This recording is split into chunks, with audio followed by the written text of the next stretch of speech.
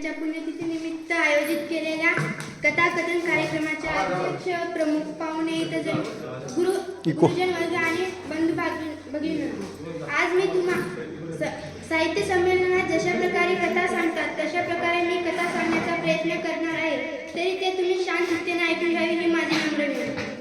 माझ्या कथेचे नाव आहे आत्ता ग माय.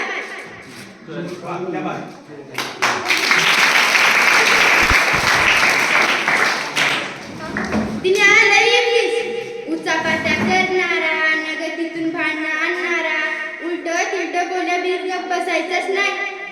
सांगाय गेल्या त्याच्याच आईला बाईला म्हणायचा, लई इबलीस, लई चावट, लई भिंडर कार्ट तरी कसं म्हणावं.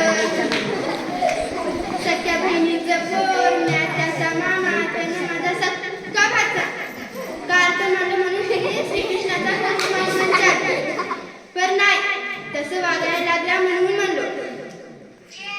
लई पोटच्या पुराणी जपलो दिनाला. बाप गेला तेव्हा 6 महिन्याचा होता. तेव्हापासून घुसलो, समद्या गावाला माहित. लई लाड केलो. पटापटा मुक्का घेणं काय, अंगात अंधार घेऊन गावभर फिरणं काय. लई लाड, लई प्रेम, माया आणि जिव्हाळा बी.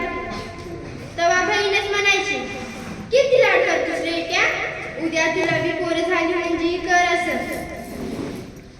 लई बी लाड केली की डोसक्यावर बसतात पोरं.